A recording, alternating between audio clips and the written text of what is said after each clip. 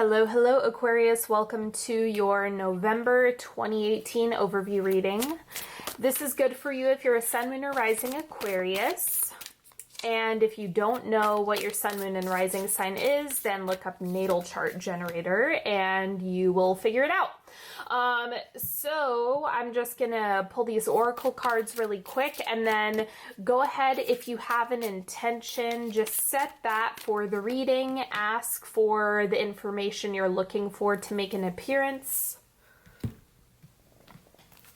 and we'll see what's coming up for you guys this month.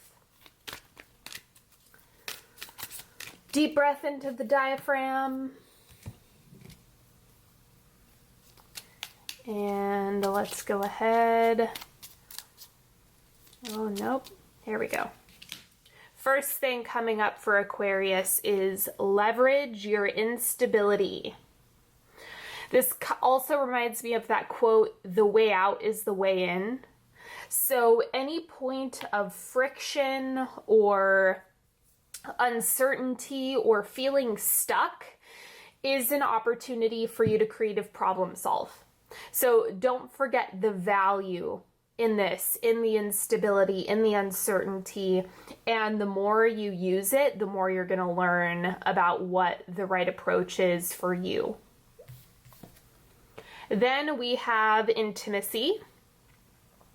Okay, the evening star is the flower that's coming up, and I think this really has to do with you redefining this. That's the immediate message that I'm getting, is like, really, what is intimacy? Because it's not going to be the same for everybody. For some people, when you think intimacy, you might think like physical intimacy, but think about emotional intimacy, relational intimacy. What's familial intimacy, right? Like if you're really, really close with your relatives, there's a certain level of intimacy that's in those relationships as well. So it's kind of like, think about it in a broader sense and then fine tune it as you go. Like, what are intimate relationships for you? What is closeness? Then we have spirits to guide you. This is going to be one of those months where it's going to be hard to ignore messages. It's going to be really hard to ignore your intuition. And it's kind of like, if you start, how do I put this? If you are in the process of making a decision, or if you have an opportunity come up and it's not a good fit, Divine Source is going to let you know immediately. It's going to let you know through all sorts of messages. It's really going to make it super clear that you need to position yourself differently. So don't worry about kind of floating out nebulously, because if you are supposed to go in a different direction, you can trust that you're going to feel the discomfort of that very, very early on. So trust the messages that you're getting. And if you're on the right track, then things are gonna move easily. Even if you feel like things are going slow, they're going to keep moving. And then finally, the word of the month, visibility. Claim your bright light. Your perfect co-creators are seeking you out. Allow yourself to be seen. It is safe to be witnessed. Really, I almost want to say, you know, be yourself, like just own that. But remember that being yourself and being witnessed and being seen and being authentic is a skill. It's not actually something that comes naturally all the time. So remember that it's not something that everyone knows right away. It can be a work in progress. Okay, central energy for November. Strength. Okay, perseverance, personal power. So challenging yourself, really, really feeling into doing things differently for yourself. So this is all of the nooks and crannies that you've kind of been exploring over time. And the strength card is just like the pillars that are allowing you to explore all of the untapped internal processes, if that makes sense. It's a little bit general because it's a general reading, but that's kind of what this is allowing you to do in November. October probably brought up a lot of stuff that you may or may not want to look at. But the Strength card is kind of like, okay, you have the information and you also have the support, whether it be internal or external, in order to resolve and clarify whatever that was. Now, this is what's in your highest good to manifest in November. We have the 7 of Pentacles. So I'm going to clarify this one because there's a few things that are showing up here. I'm getting material resources are going to be good for you to manifest. And then Queen of Wands. So there's a few different things at play here. The material resources, because the 7 of Pentacles is about casting a wide net. And so it's like covering all your bases, getting everything, all your responsibilities taken care of. And then the Queen of Wands is like sustainability, being able to do that for an extended period. So crank up manifesting in the material world. That is going to be a big support for you as well. So that's what's coming up here. And then advice for your energetic health. Son of Pentacles, show up first, initiate first. It's kind of like, don't wait for others' approval. Don't wait for a stamp or a seal. Just take initiative. That's what the Son of Pentacles knows how to do. And so you kind of have to find that within yourself, work with this archetype so that you can actually create things for yourself that are gonna push you further than you ever thought possible, rather than hold yourself back. Because it's like, if you're sitting around waiting for things to just happen how they're meant to, you might be waiting a lifetime. So don't forget that you actually have a huge role. It's not just the energetic piece, it's also the action and initiative that's met with your energetic work, so to speak. Now, the advice for your physical health, we have the Moon. You don't need to have all of the answers. And so if you're trying to put together a puzzle, or if you're confused about like something that's going on emotionally or physically, it's kind of like the Moon just, this is Neptune energy. It's that floating around, floating off into outer space, like being really uncertain and ungrounded. And so that is okay. The worst thing that you can do when you're dealing with the Moon, and I say this all the time to people, don't fight it. Like, don't try to put a harness on the Moon. You're going to be fighting a losing battle. So it's better to just kind of let the current take you a little bit and get curious with the Moon. Asking the right questions and being okay not getting a direct answer is going to help relieve a lot of the stress of needing to have all the answers and problem solve and be on,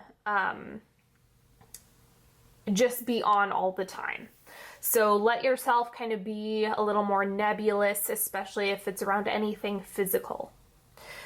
What's shifting out for you in November is the Mother of Pentacles. I'm going to pull this one first because I feel like I need to do that for you guys. The oncoming energy is Temperance. Now this makes sense. Okay. The Mother of Pentacles is about being hard on yourself. This is being overly critical. This is being overly rigid. And kind of really needing to honor self-compassion. Because I'm going to show you guys this card again. You can see how it's a mother deer. So as a result of that, you kind of need to shed the part of this archetype with the Queen of Pentacles, Queen of Coins energy that's just really, really rough and harsh. So that's the part that's leaving, and you're starting to integrate the compassion piece. That's why the Temperance card is showing up here. I'm going to clarify the Temperance.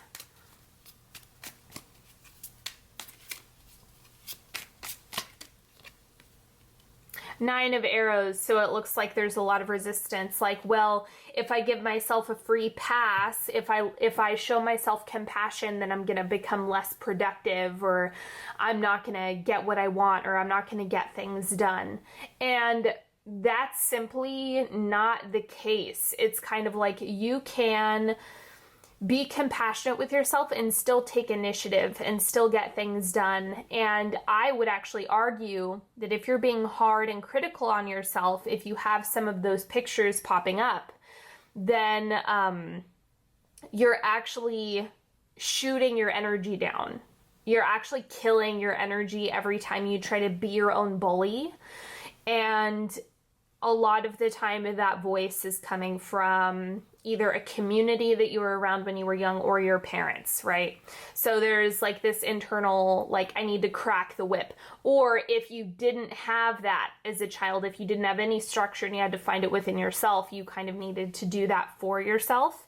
And so it's like you want to shed that because it could actually be preventing you from being as healthy and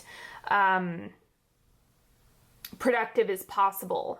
Because being hard on yourself and leading with shame is just not a good look for you this month.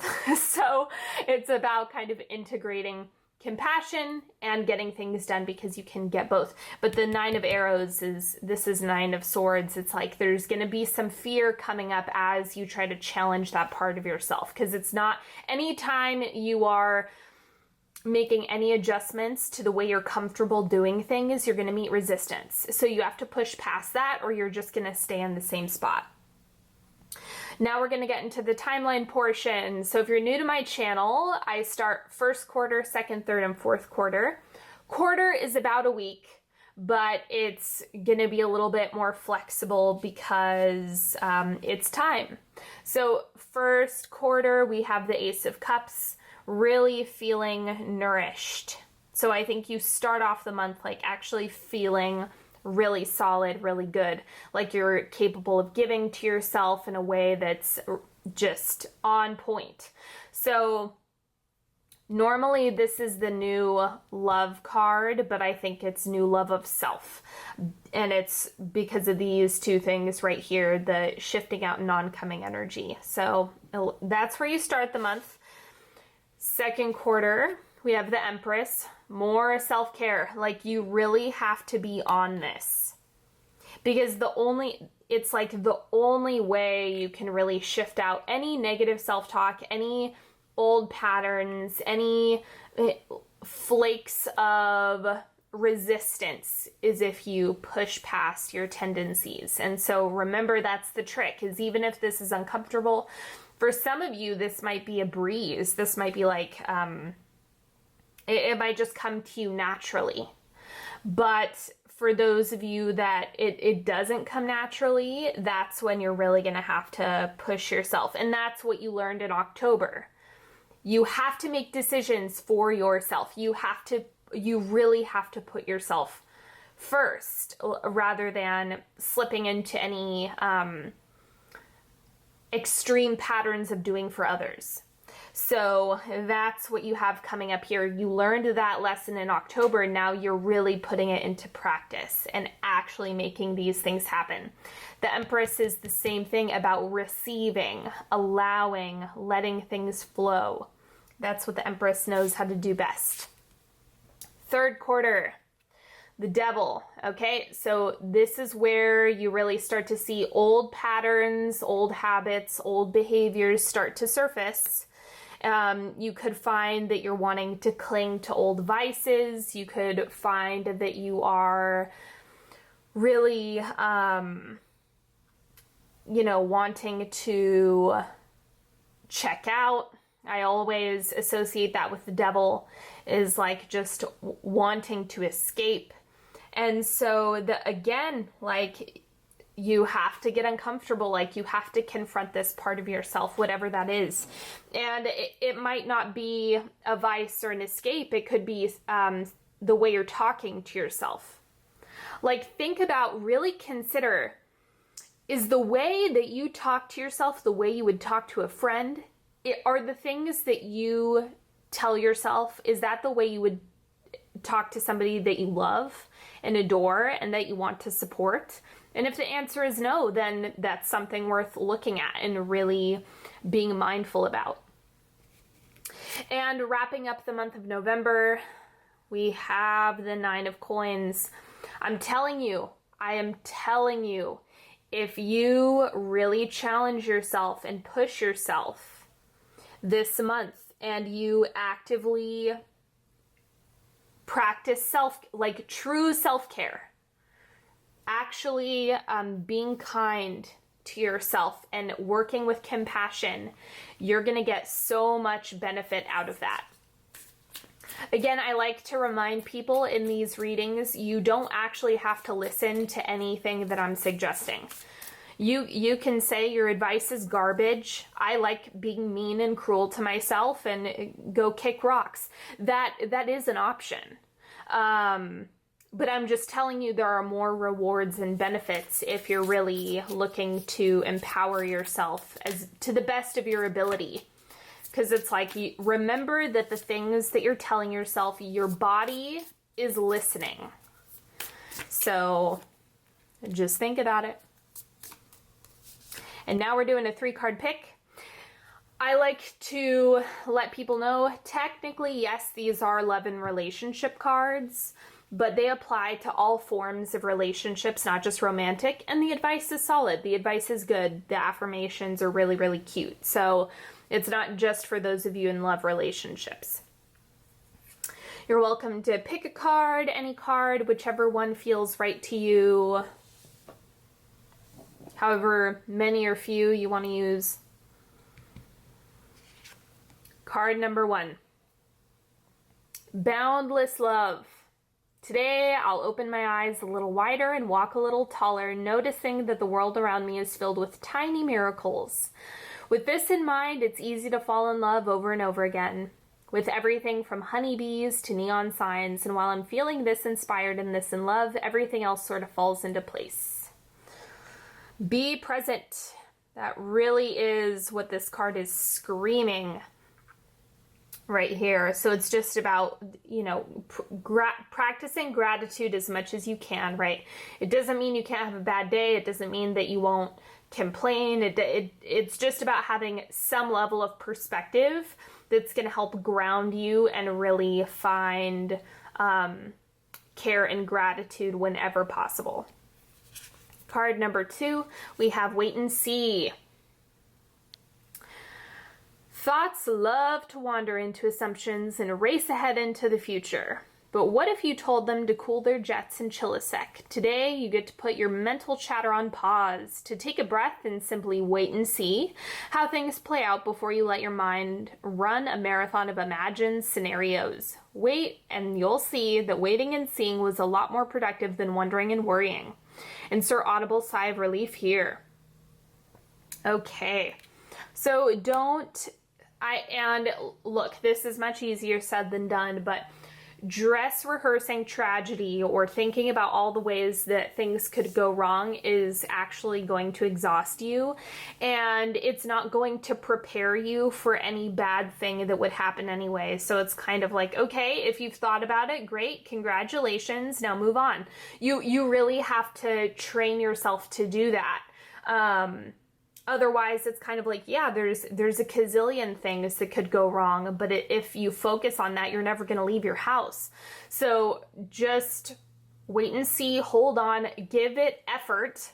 I know that a lot of people want instant rewards, instant gratification when it comes to mindset, like they practice gratitude for 2 days and want to see, how it's impacting their life. And it's just, give yourself more time. That's what this is saying. Give yourself more time before you start, thinking that everything's falling apart. Card number 3, perspective. What does a hawk see when it flies over your house, besides the family of mice living nearby that you don't know about?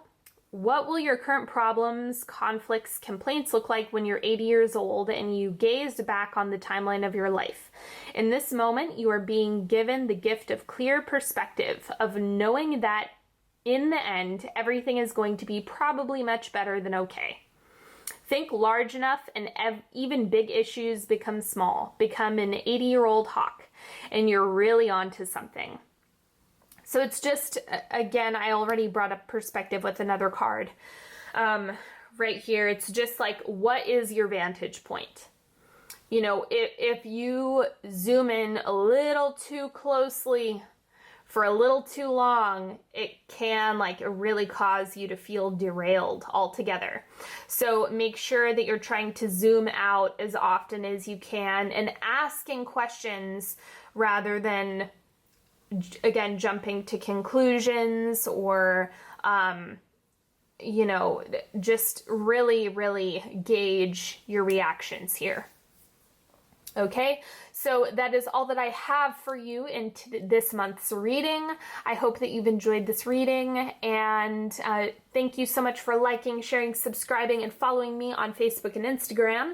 Don't forget, if you would like to work with me one-on-one, if you want a tarot spread or to work with me individually, I have all of the links in the description box. And until next time, have a beautiful November, Aquarius, and I will talk to you later. Bye-bye.